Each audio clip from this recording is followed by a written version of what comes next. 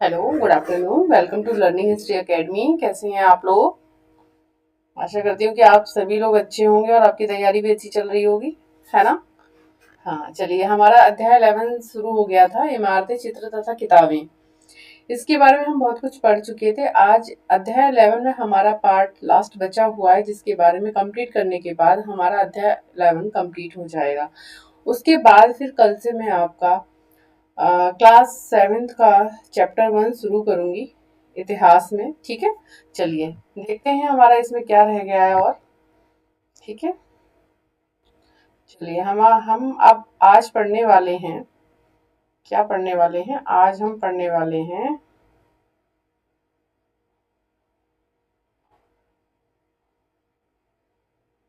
ये भी कहानियों के बारे में भी हमने पढ़ लिया था। आज हम पढ़ेंगे विज्ञान की पुस्तकें। क्या? विज्ञान की पुस्तकें, बुक ऑफ साइंस। ठीक है, बुक्स ऑफ साइंस के बारे में हम पढ़ेंगे कि विज्ञान की जो किताबें थी, बुक्स थी, वो क्या कहती थी, क्या कहती हैं प्राचीन काल के विषय में। ठीक है, इसी समय गणितज्ञ तथा खगोल शास्त्री आर्यभट्ट ने संस्कृत में आर्यभट्टी नामक पुस्तक लिखी। ठीक है, किस समय में? इस समय में जब हमारी बात की जा रही है। हमने किसके बारे में अभी हमने बात की थी? देखिए, हमने बहुत कुछ पढ़ा था इसके बारे में। क्या क्या पढ़ा था? पुराणों, महाभारत के बारे में मैंने काव्य आपको बताए थे ना। तमिल के भी दो मैंने आपको काव्य बताए थे, है ना? तमिल के दो महाकाव्य जैसे बताए थे, सिपलादिकारम, है ना? और सिपलादिविकारम की जो रचना थी वो किसने की थी? इलांगो कवि ने की थी, है ना? और दूसरा हमारा जो था वो था जिसकी सतनार ने वो की थी, रचना की थी, सतनार कवि ने रचना की थी। तो इसी तरीके से हमने दो तमिल काव्य के बारे में जाना। ठीक है, और हमने महाकाव्य जैसे कि महाभारत और रामायण के बारे में भी जाना। महाभारत और रामायण से भी क्वेश्चंस आते हैं कि ये दोनों जो किताबें थी, तो ये जो कहानी है ये कैसे, किस भाषा में थी? तो संस्कृत भाषा में थी। ठीक है, तो आगे हम पढ़ेंगे और क्या, और कौन सी वो किताबें थी इनके बारे में आज हम जानेंगे। ठीक है, तो मैंने आपको बताया था कि महाकाव्य जैसे कि महाभारत और जैसे महाभारत और रामायण है, ये संस्कृत में लिखी गई।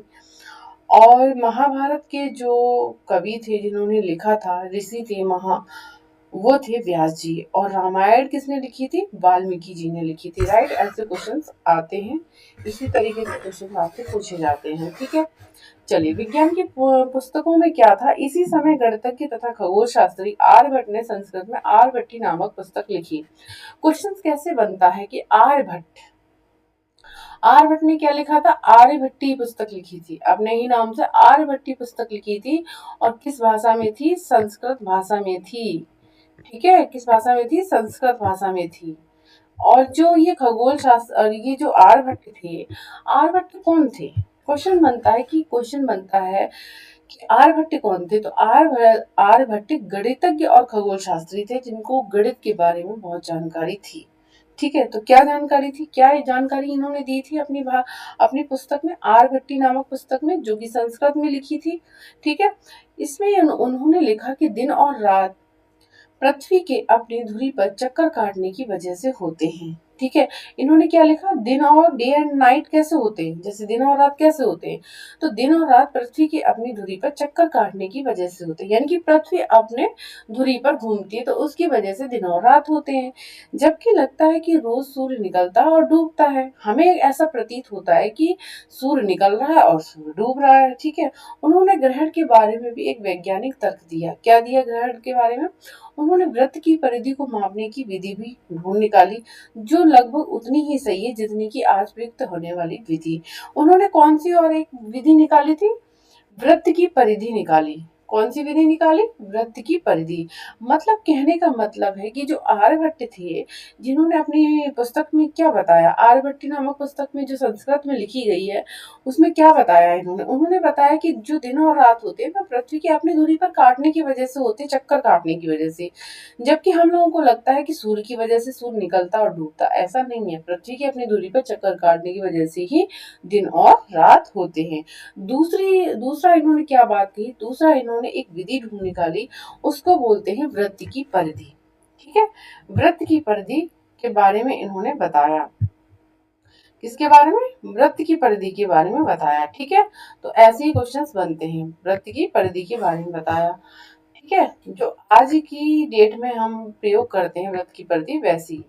ठीक है, वराहमिहिर, ब्रह्मगुप्त और भास्कराचार्य कुछ अन्य गणितज्ञ और खगोलवेत्ता थे जिन्होंने कई खोजें की इनके बारे में और पता लगाए। देखिए कौन कौन, एक तो हमारे आर्यभट्ट हो गए, दूसरा हो गए वराहमिहिर और ब्रह्मगुप्त और भास्कराचार्य। ये भी कौन थे? गणितज्ञ और खगोलवेत्ता थे। देखिए चार हो गए हमारे गणितज्ञ और खगोलवेत्ता। Number one Aryabhata, number two Varahamihira और नंबर थ्री ब्रह्मगुप्त और नंबर फोर भास्कराचार्य। तो कंफ्यूजन होने की बात नहीं है, इसमें एग्जाम में कंफ्यूजन होने वाली बात नहीं है। ये जो चारों हैं ये गणितज्ञ और खगोलवेत्ता थे। ठीक है, तो चलिए हम जानेंगे अब शून्य और शून्य कहाँ से आया, कैसे प्रयोग किया गया और आर्यवेद के बारे में जानेंगे समझेंगे। ठीक है, चलिए तो शून्य के बारे में हम पहले पढ़ते हैं। अंकों का प्रयोग पहले से होता रहा था, पर अब भारत के गणितज्ञों ने शून्य के लिए एक नए चिन्ह का आविष्कार किया। गिनती की यह पद्धति अरबों द्वारा अपनाई गई और तब यूरोप में भी फैल गई। आज भी यह पूरी दुनिया में प्रयोग की जाती है। रोम के निवासी शून्य का प्रयोग किए बगैर गिनती करते थे और भी जानकारी हासिल करने की कोशिश करो। देखो यहाँ शून्य के बारे में कितना क्वेश्चंस बन गया।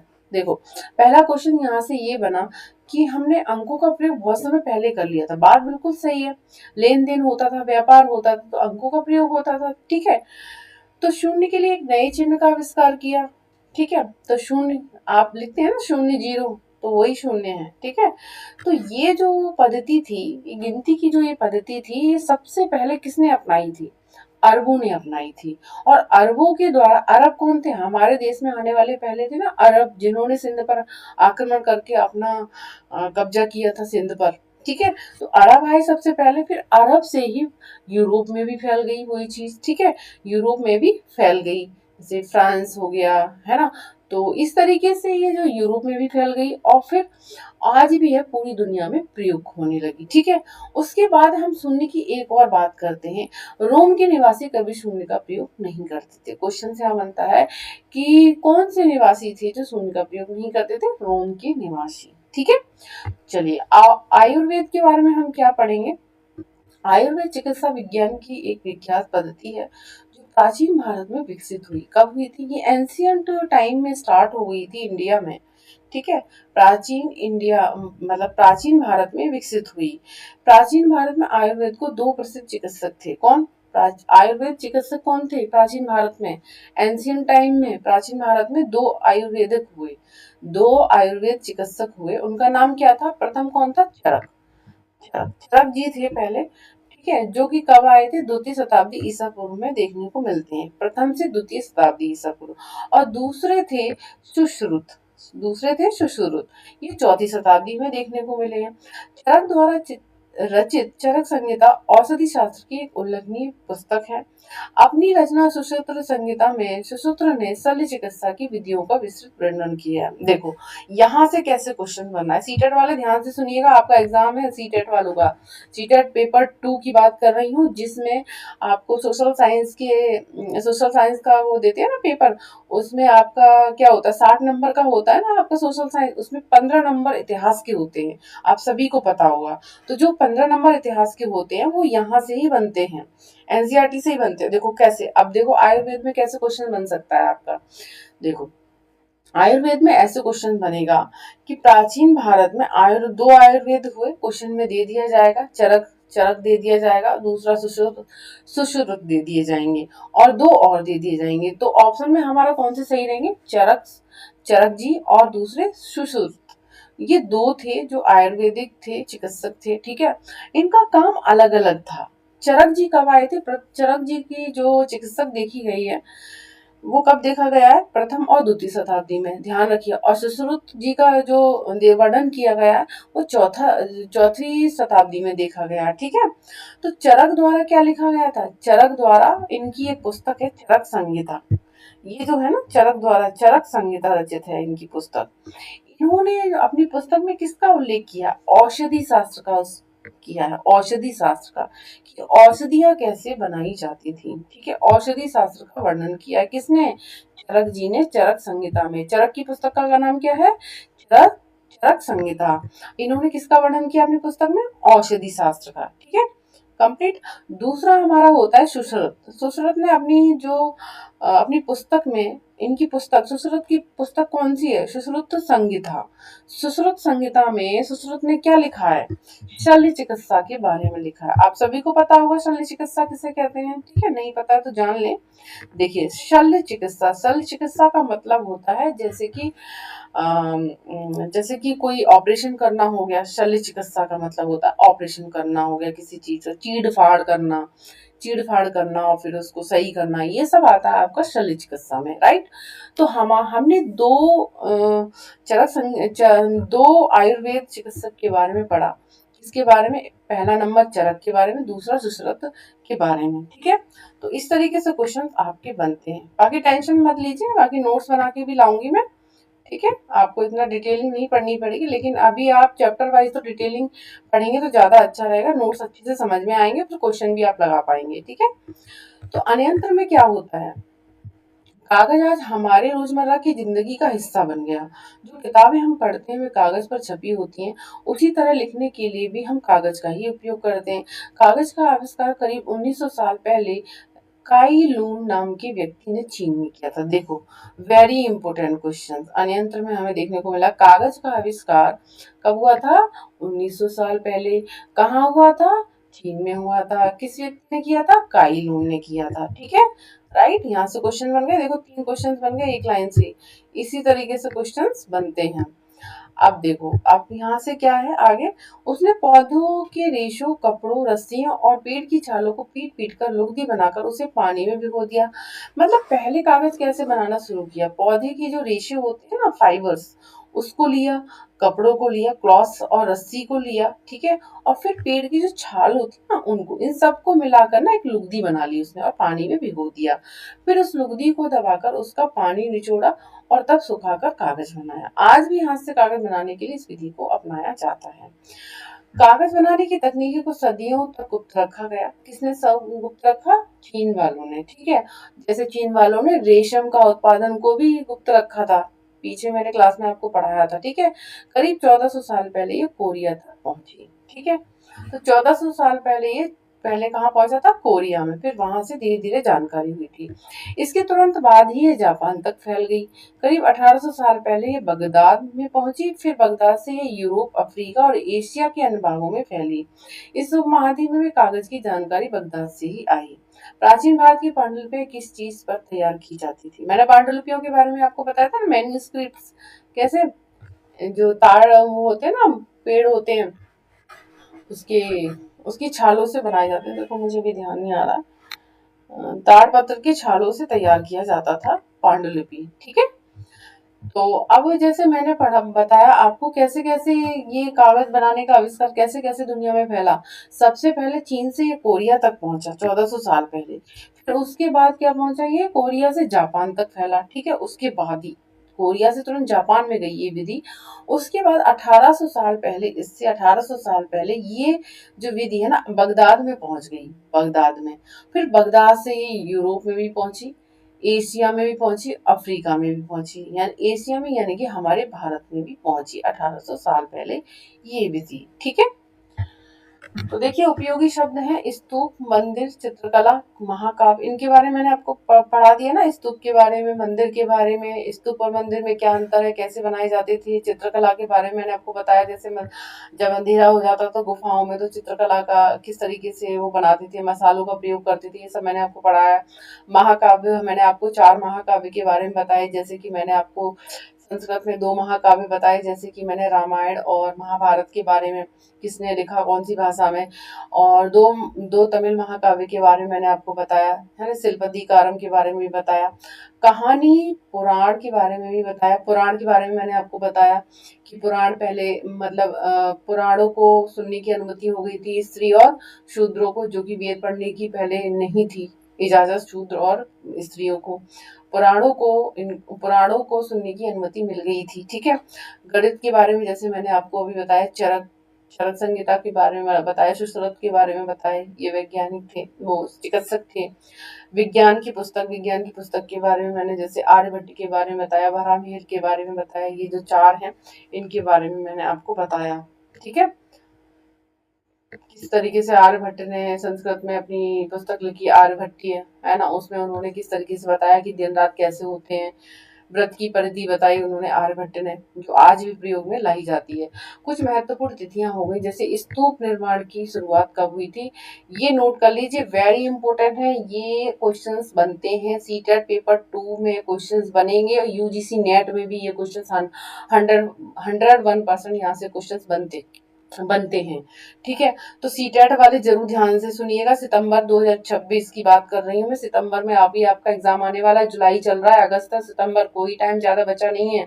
ठीक है, अमरावती कब देखने को मिला, 2000 साल पहले।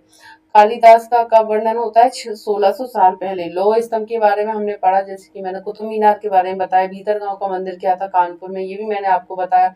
अजंता की गुफा के बारे में, चित्रकारी के बारे में मैंने बताया। आर्यभट्ट के बारे में जो कि 1500 साल पहले इनका वर्णन मिलता है, ये भी मैंने आपको बताया। और दुर्गा मंदिर 1400 साल पहले, ये भी मैंने आपको बताया। ठीक है, तो इस तरीके से मैंने आपको ये चैप्टर कंप्लीट किया।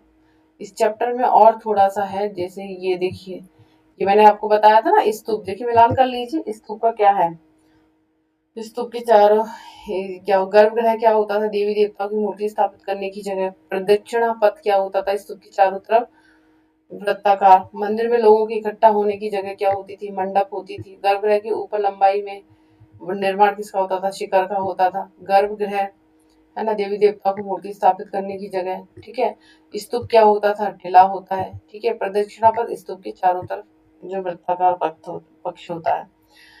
एक बड़े गणितज्ञ थे, कौन, आर्यभट्ट। में देवी देवताओं की कहानियां हैं पुराणों में। को संस्कृत रामायण का लेखक माना जाता है। संस्कृत रामायण का लेखक किसको माना जाता है, वाल्मीकि को। दो तमिल महाकाव्य थे, एक था आपका सिलपतिकारम और दूसरा था, ये दूसरा मेरे को देखो अभी ध्यान नहीं आ रहा, दिमाग से थोड़ा निकल गया है। सिलपतिकारम की बाद एक और आता है आपका, देखिए मैं बताती हूँ यहाँ पर,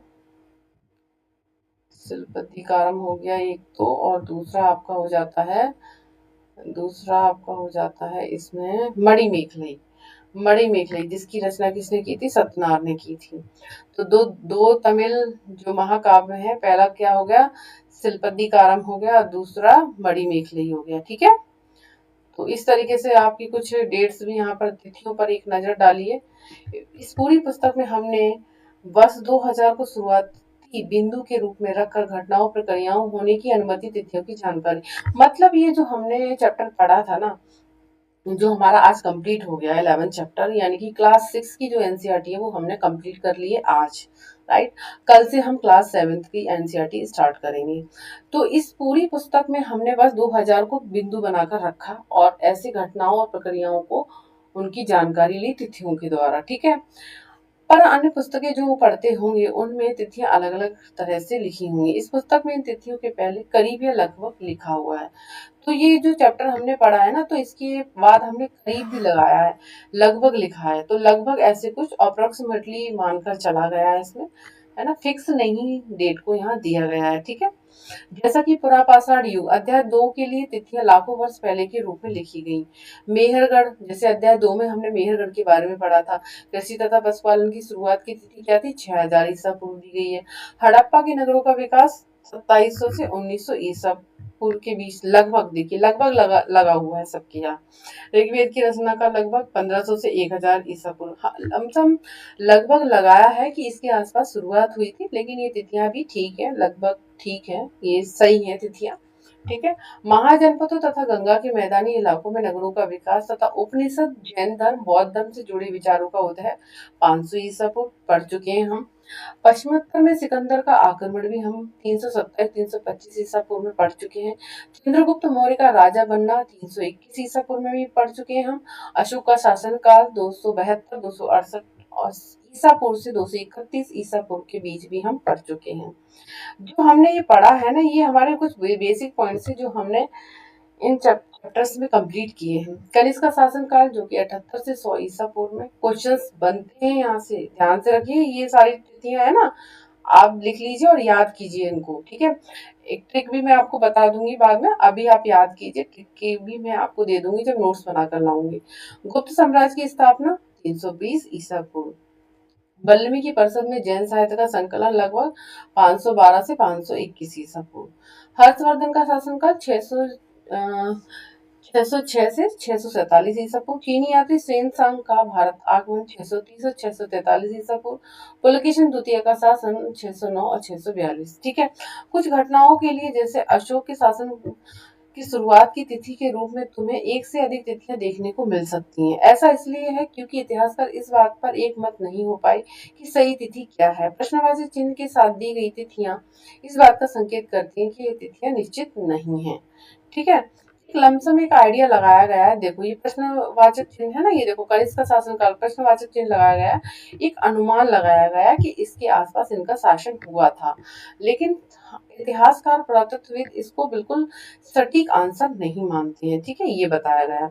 अब देखिए ये इंडिया का मैप है हमारा, इसको देखिएगा, इसको याद कीजिएगा, ठीक है। क्लास 6 के स्टूडेंट्स हैं वो भी याद कर सकते हैं, और जो कंपटीशन की तैयारी कर रहे हैं, सीटेट की कर रहे हैं, वो सब देखेंगे। देखिए भारत का मानचित्र है ये, मैं इसमें क्लियर नहीं है, मैं आपको क्लियर लेकर आऊंगी, ठीक है, तब पढ़ाऊंगी अलग से इसको। ये पूरा देखो, लद्दाख है, श्रीनगर है, जम्मू है, कश्मीर है उत्तर में, ठीक है। ये नेपाल है, सिक्किम है, गंगटोक, भूटान, अरुणाचल प्रदेश उत्तर पूर्व में आता है। ये पूरा मैं डायरेक्शन देके तब इंडिया का मैप पढ़ाऊंगी, आपको जरूर पढ़ाऊंगी, ठीक है।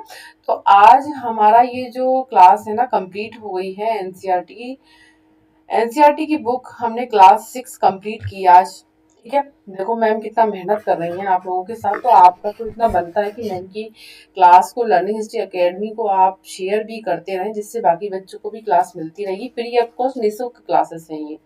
अब मैं क्या करूंगी, कल से आपको 1-2 दिन के बाद से आपको क्लास 6 का चैप्टर वाइज नोट्स भी बना के लाऊंगी, और साथ के साथ मैं आपको क्लास 7 का भी चैप्टर स्टार्ट कर दूंगी, ठीक है।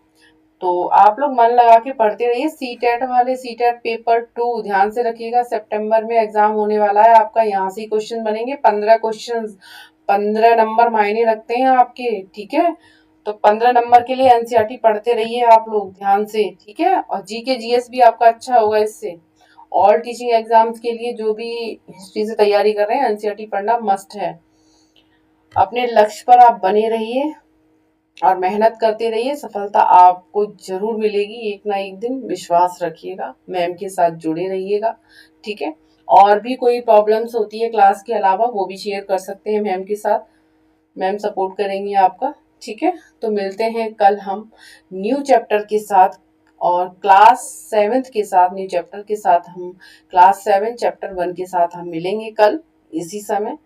अपना ख्याल रखिएगा, बाय बाय, टेक केयर।